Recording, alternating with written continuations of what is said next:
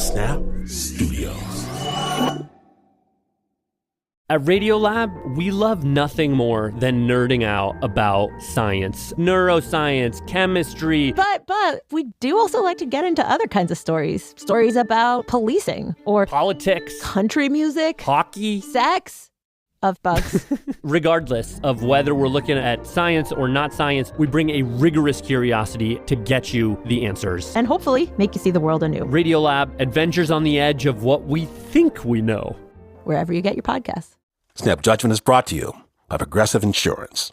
Fiscally responsible, financial geniuses, monetary magicians. These are things people say about drivers who switch their car insurance to Progressive and save hundreds. Visit Progressive.com to see if you could save. Progressive Casualty Insurance Company and affiliates. Potential savings will vary. Not available in all states or situations. If you love iPhone, you'll love Apple Card. It comes with the privacy and security you expect from Apple. Plus, you earn up to 3% daily cash back on every purchase, which can automatically earn interest when you open a high-yield savings account through Apple Card. Apply for Apple Card in the Wallet app. Subject to credit approval. Savings is available to Apple Card owners subject to eligibility. Apple Card and Savings by Goldman Sachs Bank USA, Salt Lake City branch. Member FDIC. Terms and more at applecard.com. You know, I feel lucky. So lucky in getting to share stories about my personal life here with you. Because spinning these tales into stories, walking this tightrope, it forces me to really examine what went down. What happened? What did I do right? What did I do wrong?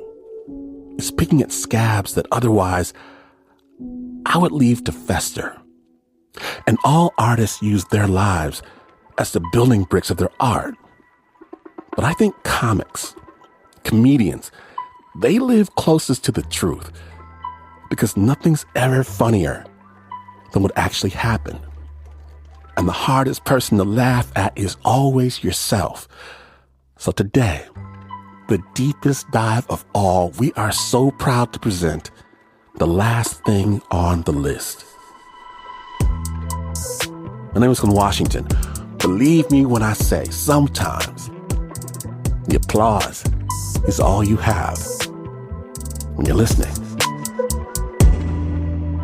to Snap Judgment.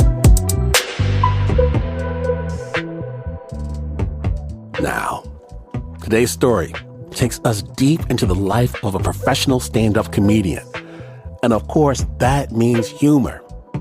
The very best comedians bring their whole selves to the stage, and after years of struggling with her own depression, years of avoiding the elephant in the room, Cassandra Dee decides to name her demon and even start telling jokes about it.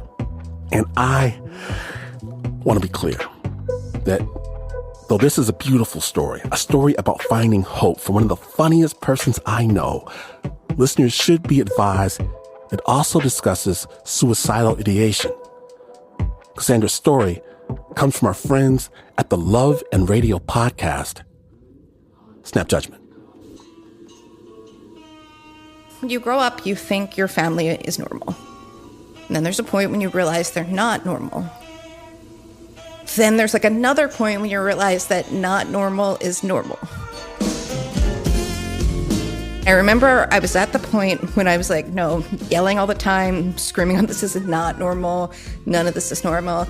And then Roseanne came on, and I was like, okay, we're kind of normal. We're like fat, white trash screaming at each other. Yeah, I'm calling you fat. Well, if that ain't the big fat pot calling the Colonel Black. If we'll give you a primetime show about it, we're not like the complete weirdos that I thought we were. I don't know, like, it's not like I believe there's any, like, lack of representation of white people on television, but it did feel like this was the first time that I had a specific type of person looking back at me.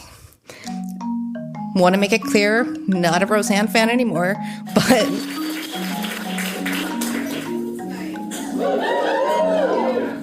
I feel great.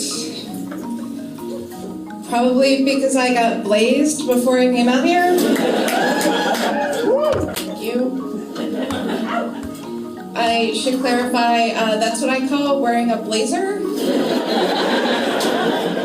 If you've never seen me do comedy before, just so you can better understand what my vibe is like, the first time I went to headline a show, the booker was like, how much time can you do? And I was like, about 45 minutes. And he was like, nothing dirty. And I was like, okay, about 40 minutes. And then he was like, nothing sad. And I was like, I have one joke.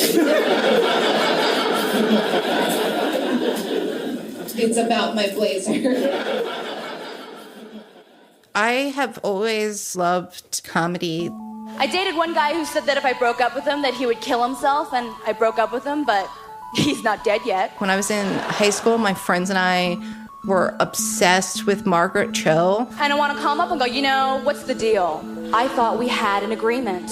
I loved Wanda Sykes. I don't want no dolphin shit on me.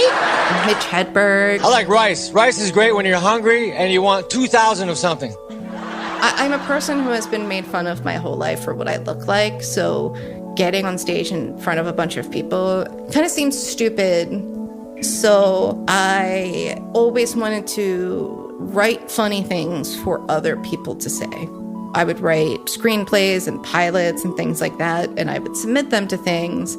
But the only way to actually get feedback on whether or not something you're saying is funny is to say it to people. So I basically forced myself to do stand-up. Honestly, dating as a fat woman is basically like going out to eat at a restaurant if you're on a gluten-free diet. All right? It's like we have options. There are just fewer of them. And a lot of them are gross. Let me explain what I mean by that. When I look at my phone again, I will have a match on Tinder. And he will have a sword in his profile picture.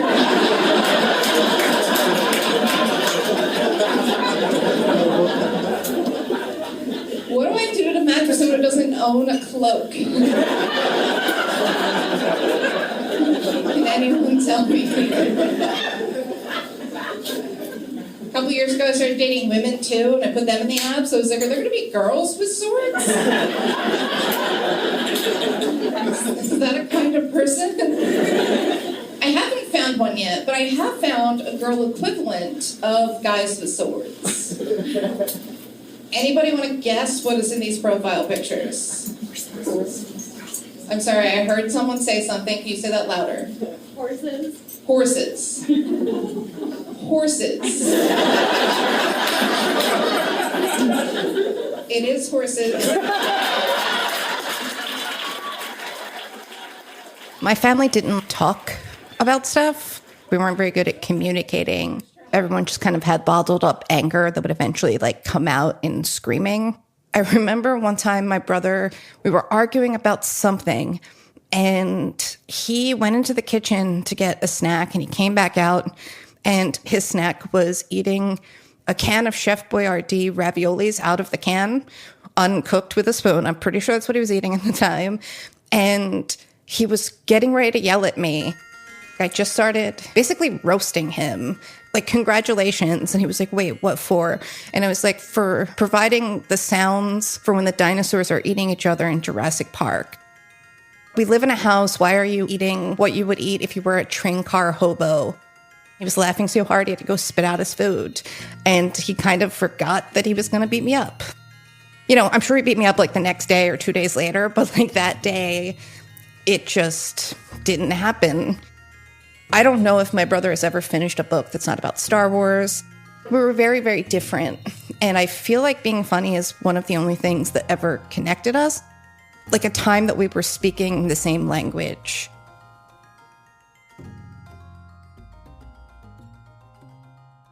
I remember in second grade learning that someday the sun was going to explode.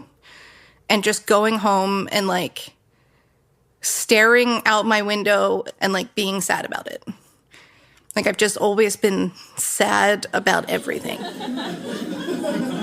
I was bullied a lot as a kid by both boys and girls.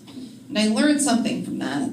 which is, if bullying were a professional sport, girls bullying would be the one we watched on television.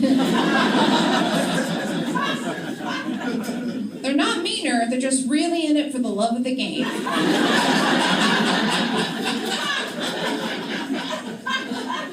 Let me give you an example. I was bullied by a boy in middle school.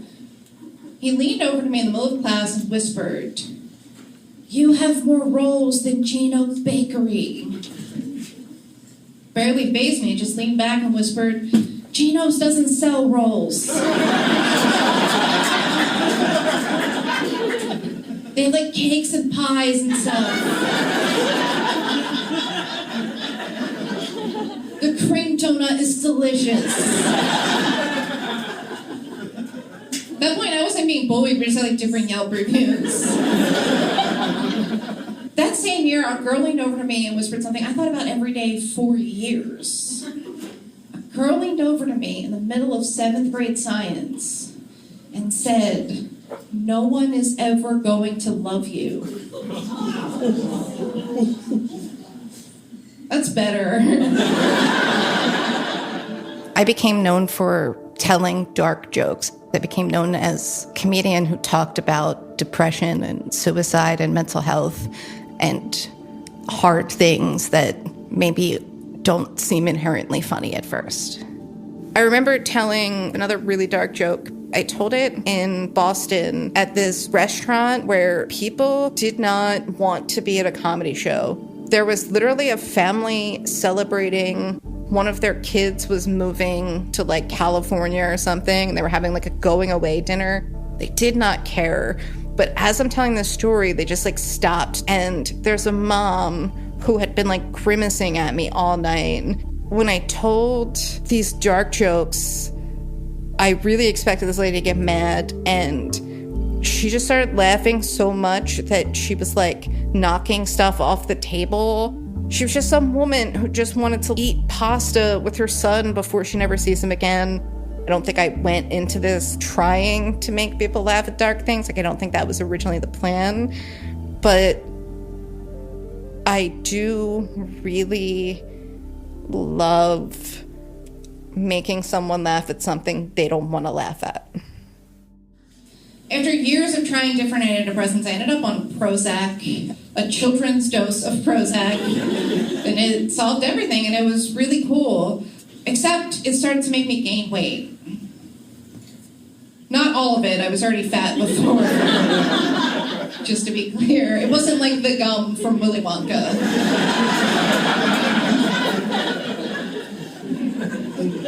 But still, I was like, I should find out if this is okay. So I went to the doctor and I was like, "Hey, is it safe for me to keep taking this medicine even though I'm gaining weight?" And he's like, "Let's run some tests." And he did. He sat me down and he was like, "I'm 100% sure that you should keep taking this medicine." I said, "That's great. Is it my blood pressure?" He's like, "No." I was like, "Is it my cholesterol?" He's like, "No." I was like, "What is it? Why should I keep taking this medicine even though I'm gaining weight?" And he looks at me and he says, "It's because you have a twinkle in your eye now."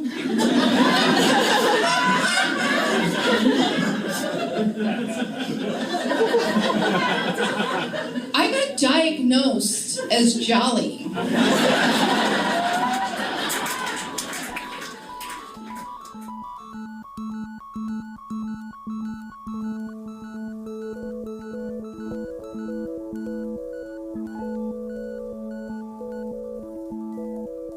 When we return, Cassandra's comedy takes off, but everything else starts to go wrong. Snap judgment.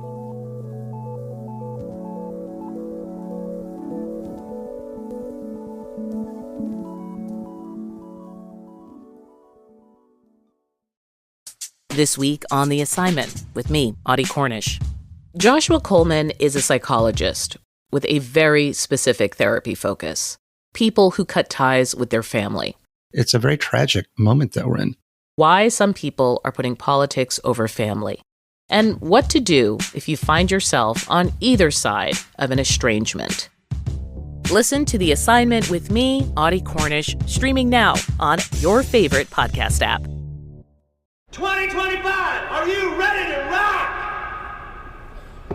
Oh, a little help? Dave?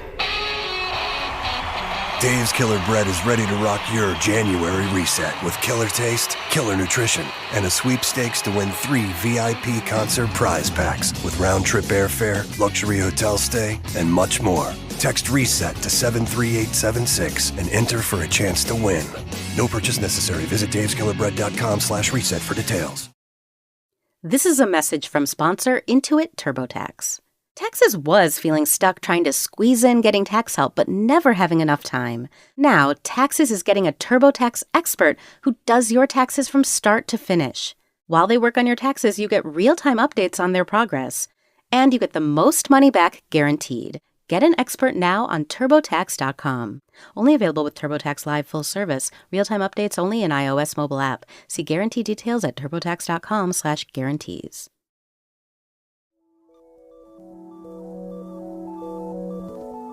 Welcome back to Snap Judgment.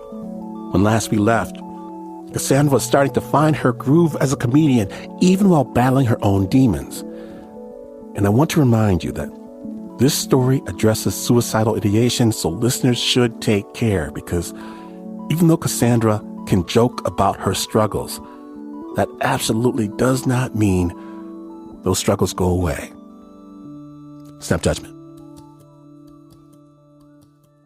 I've been on and off antidepressants since I was 17, but I had had a few years, probably around the time that I started doing comedy, that it just didn't seem that they were worth the side effects. There's only one antidepressant that doesn't cause weight gain and can sometimes even lead to weight loss. And I was like, yes, give me that. I started taking it. I just ended up ruminating. And then the next day, rumination is worse. I was driving and an ambulance came up behind me, so I moved over to the right. And then the ambulance passed, and I went to pull back out. A middle-aged man who definitely has no other love in his life aside from this white Corvette decided to try to pass me instead of being like a normal human, and like everyone comes out after the ambulance in like order. I was like enraged and like just like honked my horn and like screamed at him. We ended up stopped at a light together, got out of his car, and he came over and opened my door. He called me like irresponsible or spoiled or something. I was frozen in that moment because I was actually terrified. But after he drove off, I could not stop being angry about that. Every second for like 24 hours, I just like my whole body is clenched and I'm just like grinding my teeth and just thinking of all the things I should have screamed at him. And I like can't get past it. I'm just like, how do I find him? Do I just drive around looking for a white Corvette? Like, how do I make sure that this person experiences justice? It was like destroying me and I couldn't get away from it. And it's like, that's not normal.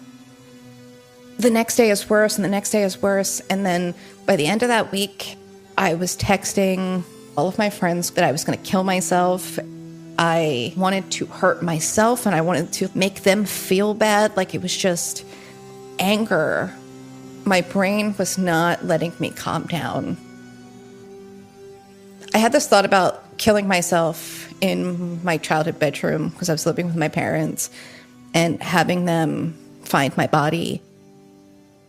And I thought, how can I make this look like an accident so that they don't know that I did this to myself?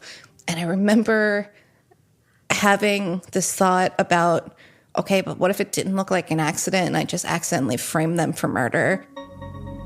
I left. I got out of bed and I got a notebook and I wrote it down and I kind of just like crafted this whole bit. Then I started thinking about the like side effects of the medicine and how I like in the 3 weeks or whatever that I was on it, I'd lost like 15 pounds. And then I started thinking about that. And then I wrote this other joke. I tried to make an appointment with a therapist. The first time I tried to go to a therapist, it was really, really, really rough because I had just been suicidal and I went to the doctor.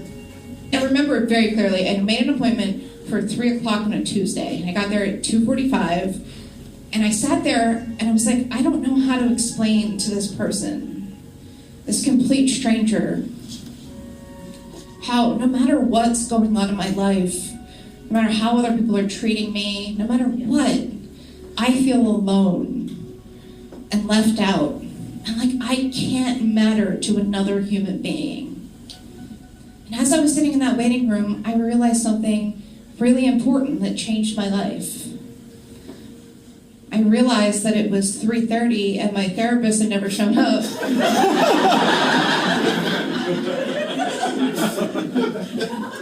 She sent me a text message later and was like, hey, I'm really sorry I missed our appointment. When do you want to reschedule? And I sent her a text message back that said, this is Cassandra's friend.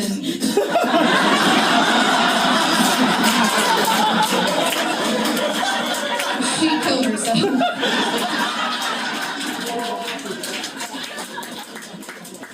I was no longer in that headspace, but my brain was still kind of like, okay, well, you think this is funny. You think it is funny that you tried for the first time in your adult life to have a therapist and they forgot about you. You find that hilarious. It was like this door had opened. If you did not like that, you're not going to like where this is headed. I've spent so much of my life with people telling me there's like something wrong with me and just kind of like being like me against everybody else. These people are on my side. We're in this together.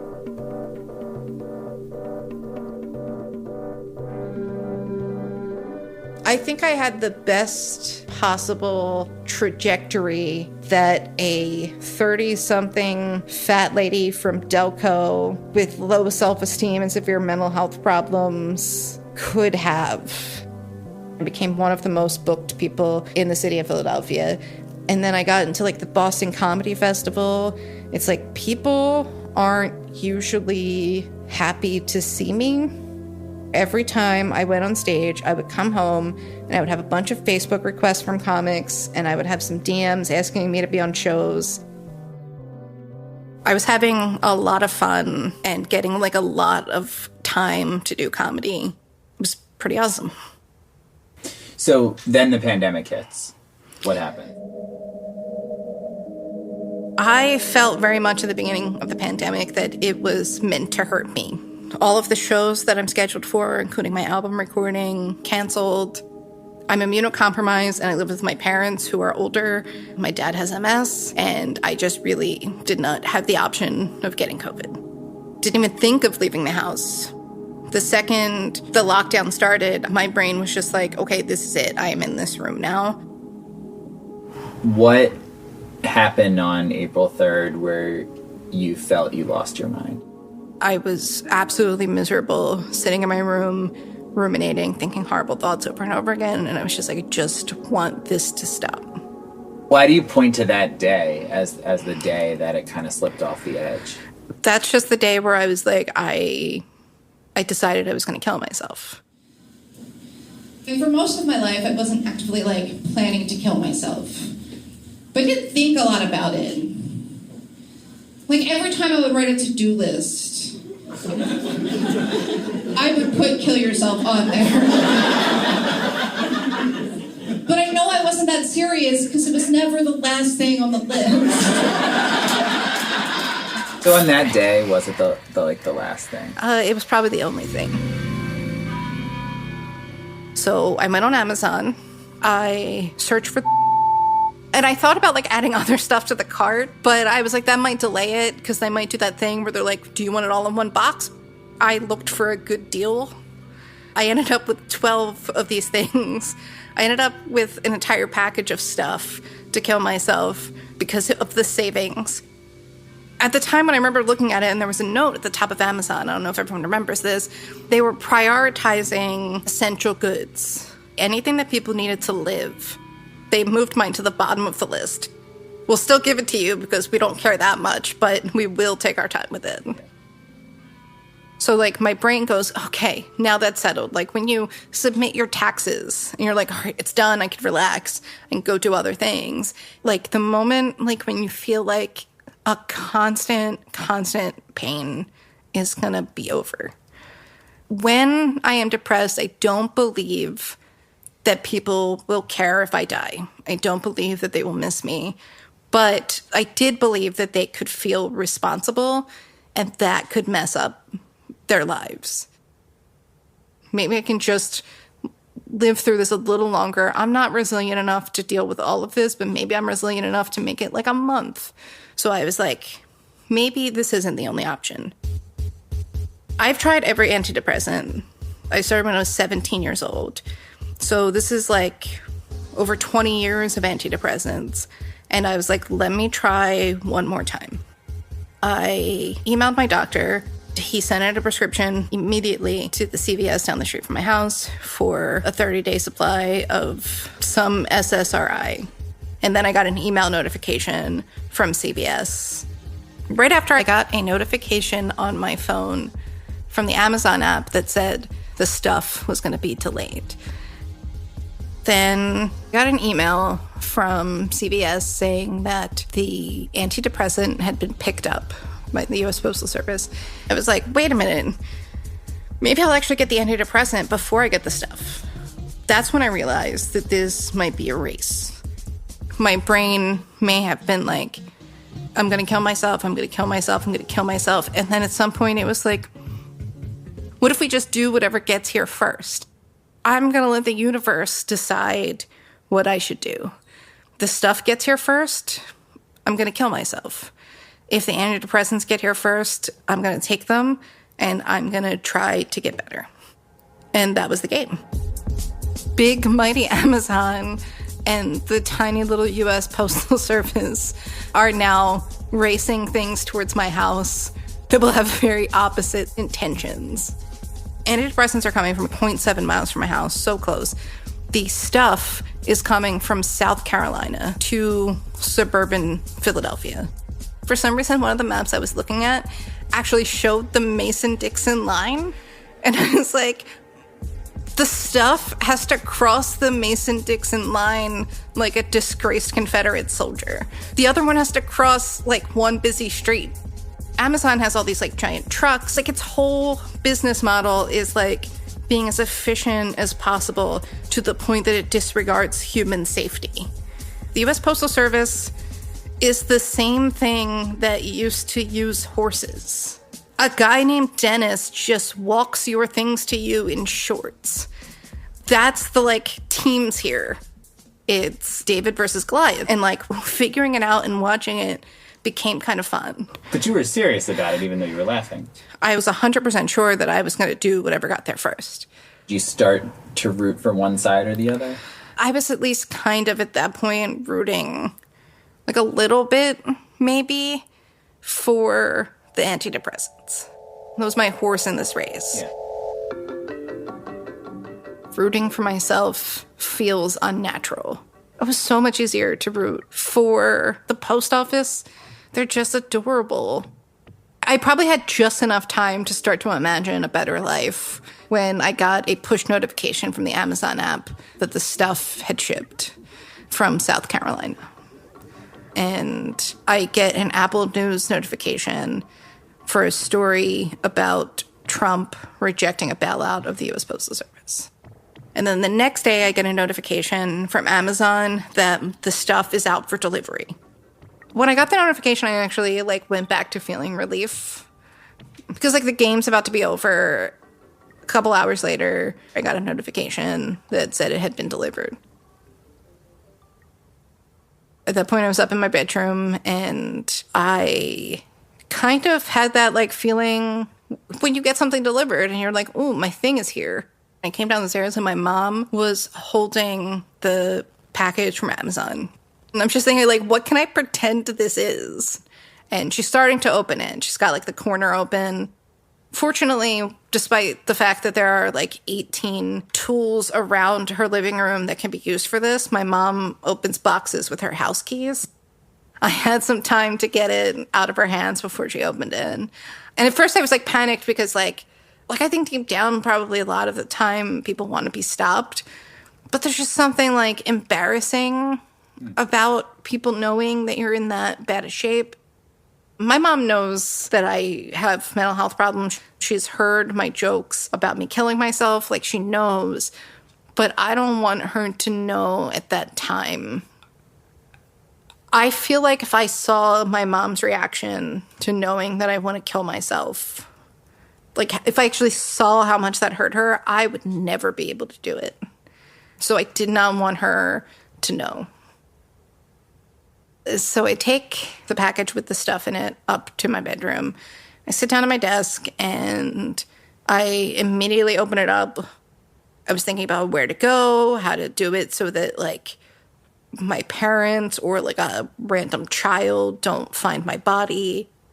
Then I started thinking, I wonder how long it's going to take. Like, am I going to be dead for a week before these antidepressants show up? Like, how is that going to work? I don't know. I'm still interested in this story. I'm still interested in the outcome of this. I'm still interested in picturing Dennis stopping at the Dunkin' Donuts in between the CVS and my house and dropping the antidepressants on the ground and not realizing it. My brain thought about the rest of the story. Getting outside of a repetitive circle of thinking, it was any different thought other than the rumination. I kind of realized that like I had started this in a certain headspace and I just wasn't quite in that headspace anymore. I did not have the same drive that I had had 6 days ago. I did not kill myself. Spoiler alert. Yeah, I did not kill myself. I didn't try to kill myself. I didn't throw away the stuff. I just put it away. Really, all I decided was that I didn't have to do it right now, and I could try some other stuff first. And so I was like, let me try one more antidepressant. Which didn't work.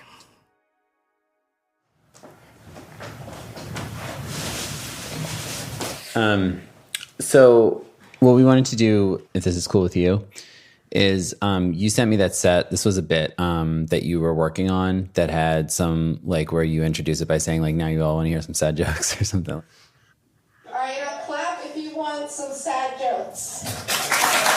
Oh, my God. Thank you so much.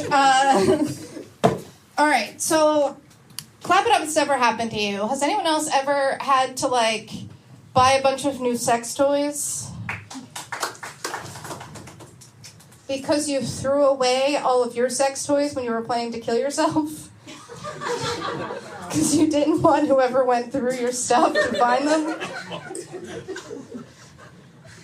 So no one else has a new sex toy budget line in their Mint app? It's just me. I was suicidal recently, and so first let me just tell you that, like, I'm okay now. I'm working on it. How was that to listen to? Like, that's about very real things, and my reaction, like, the things that were, like, kind of, like, hitting me as I was listening to it weren't the emotional things, they were the comedy things. My brain is hearing where the comedy could be better. It starts as something that's, like, very emotional and real, but telling it over and over again, it's like that I become kind of desensitized to my own experiences, and it no longer makes me feel the emotion. It's just about the joke. How do you feel like that set went? At the time, I remember it was a little brewery in South Philly, and I remember just being like, okay, this is just getting a gauge for if these jokes will work. They don't have to laugh hysterically. It doesn't have to be the best set ever, but, like, are any of these things worth working on and trying to make better? Ultimately, the darker it is, I feel like the bigger the payoff has to be. But when I first tell it, it doesn't have to be the biggest payoff. And honestly, like, if the worst thing that ever happened to me got a huge laugh and I was proud of the joke, it would absolutely be worth it to me. When I first made the shift to start telling mental health jokes, I felt better. It opened me up to start doing therapy. It did destigmatize suicide for people who hear my jokes, but the more I normalize talking about it on stage, the more it kind of, like, seeps into the rest of my life. I got to a point where talking about killing myself had become so desensitized that now I'm like sitting in traffic and it's like, oh, if this doesn't start moving, I'm going to kill myself. Are you still performing these kind of jokes right now? Right now, where I am is that I have decided for the time being to not tell any jokes about suicide or my mental health. Got to the point where I was like, I have to stop talking about this to try to stop feeling like I want to do it, if that makes sense. I don't really know where like the line is of like, this is helpful to talk about this mental health thing and this is harmful to keep talking about this thing or thinking about this thing over and over again. I do want to still be able to talk about mental health stuff, but how do I make it so that's not all that I think about and talk about on stage or off stage to the point where I'm just obsessed with my own depression?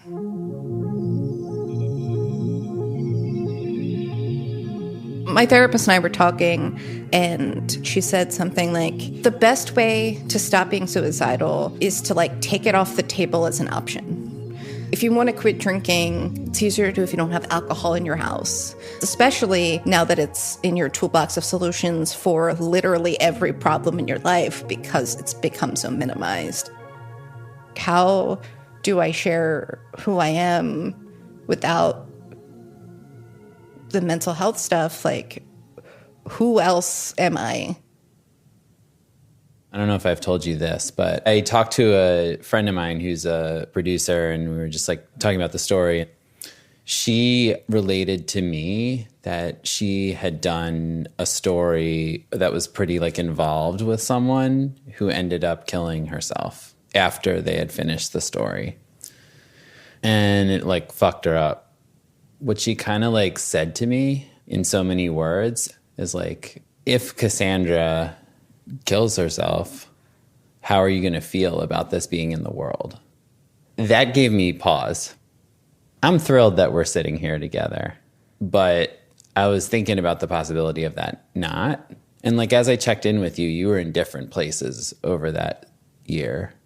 For me, I kind of came to this place where like, it just felt to me like, why shouldn't you be allowed to share this experience?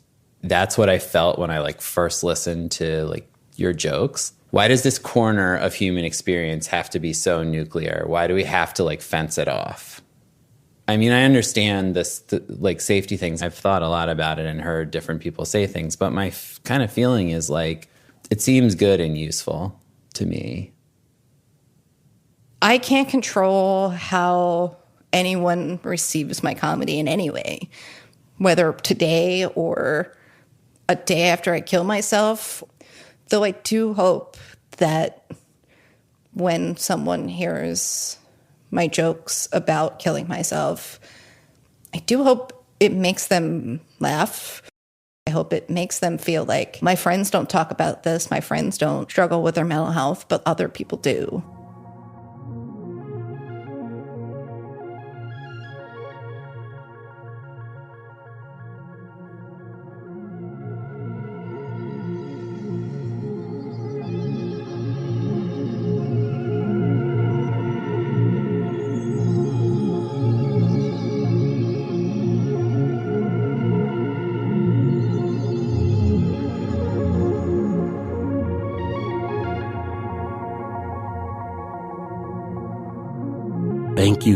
Thank you to Cassandra Dee for sharing her story. Cassandra's comedy special, Uncle Earth, is available for free on YouTube from Helium Comedy Studios. You can find her on Instagram at @TheCassandraD. That's DEE. The story was produced by Justin Cremon with Anna Adlerstein for the Love and Radio podcast. The Love and Radio podcast is like family to Snap. The host, Nick Vanderkolk, used to work here. Anna Adlerstein used to work here. In fact, Love and Radio's episode called The World Tomorrow is where you can hear my story about growing up in a white supremacist doomsday cult. Their stories are intense, strange. Unlike anything in podcasting, they are launching their 10th season later this year. I can't wait to listen. Special thanks to Avia de Kornfeld for her help on this story. Huge thanks as well to Brent Ween at the American Foundation for Suicide Prevention. Brent wrote the following, which he asked us to pass on. He wrote, I think this story gets across the feeling of ambivalence that people so often experience in the middle of a suicidal crisis.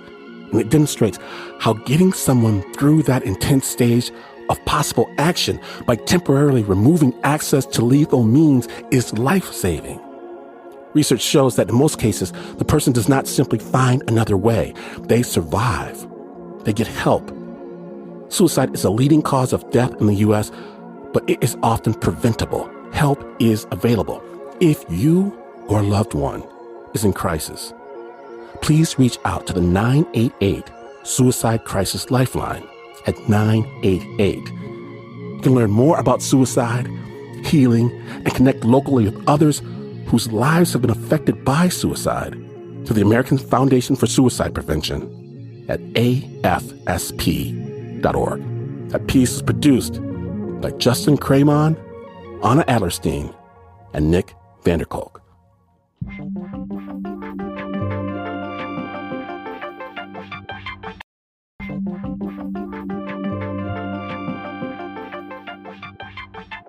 Now, after this short break, Snap is hopping in a getaway car and putting the pedal to the metal. Stay tuned.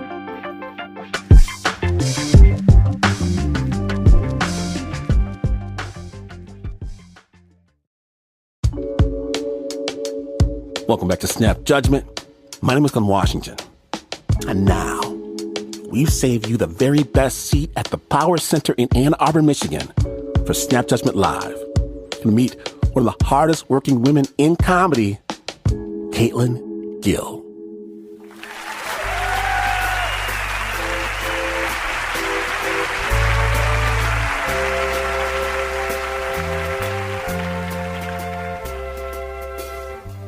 When I was young, it's not that I was big-boned. It's just that I had delicious emotions. I think it all started at church. It was never my scene, and I was always nervous. But every week, they had this big, huge box of donuts. At some point, I realized that if you are always holding half of a donut, it always looks like you're on your first donut. Even if you're on your 7th donut. It must have been a trick I learned from watching my grandpa drink scotch. It was all just baby fat. Until I wasn't a baby anymore. All of a sudden I was in high school, where there are dates and dresses and dances and all sorts of other tortures designed for the obese and the insecure. By the time I stopped trying, I had asked 13 boys to dances and heard 13 no's. That's a baker's dozen. I was sad because I was fat, and I was fat because I was sad. Now, through all this, I did manage to make some great friends. And those friends and I decided that the end of our sophomore year of high school was going to be something worth celebrating.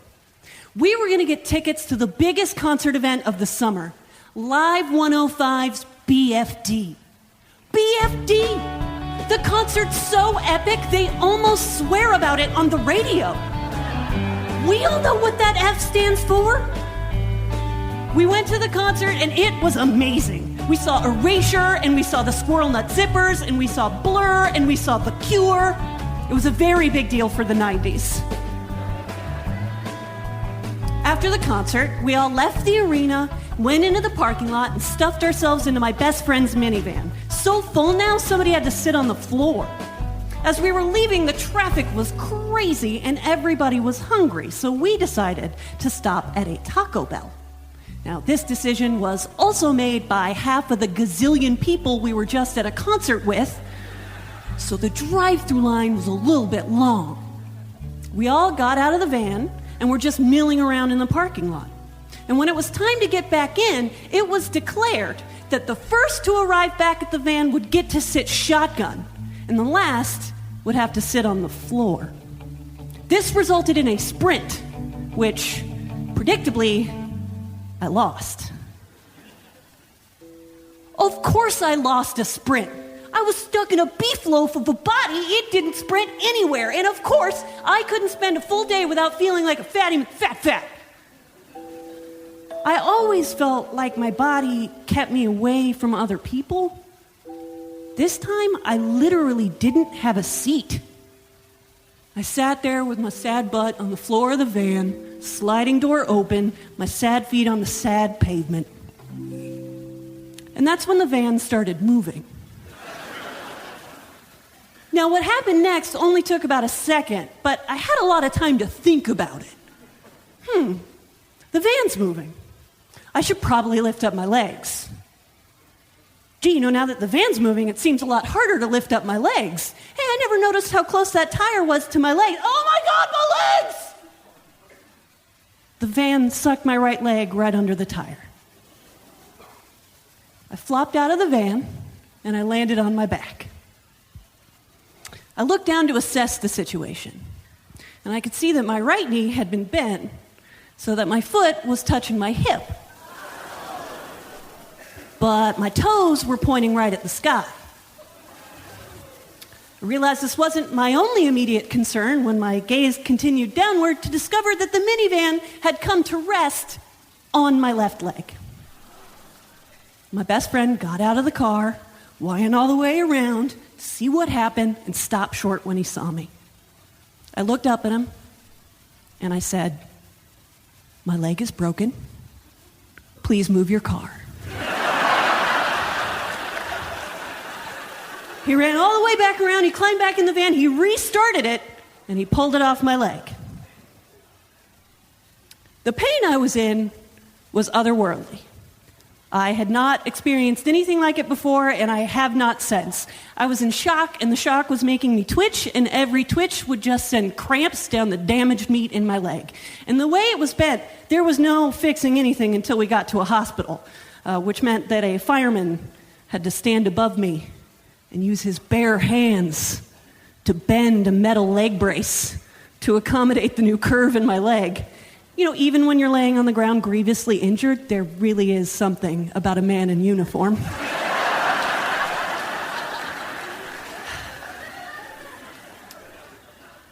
The rest of the night gets a little fuzzy. I remember learning that morphine is a hell of a drug. It turns out that my leg wasn't broken, but my kneecap had gone from the front of my leg to the back of my leg. A doctor and a few orderlies took a running start and yanked my leg back into place. They braced me up, and they sent me home. The next morning, when I woke up, I would have given anything to have my body back the way it was the day before, when I hated it. And I have never hated my body again.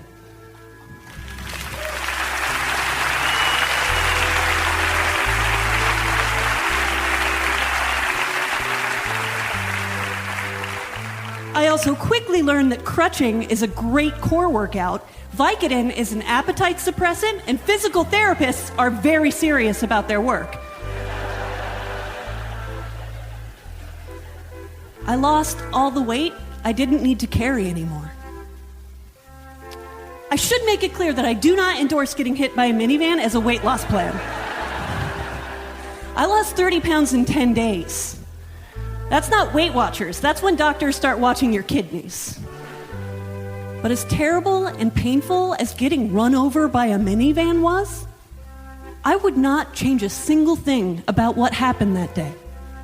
That was the event in my life that revealed my beauty to myself. It's the beauty we all share. It's the beauty of these bodies. As a bonus, it turns out that getting run over by a minivan in a Taco Bell parking lot after a concert makes a pretty good story. It's a story that when I came back to school the next year, people asked me to tell over and over and over again, and I figured out that they liked it better when it was funny. And I really, really loved making them laugh. That was half my life ago. Today, I'm a stand-up comedian. I'd like to close tonight by responding to what I think must be the best senior quote penned in any yearbook anywhere, ever. Dear Caitlyn, sorry we ran you over. Apologies accepted. Thank you so much.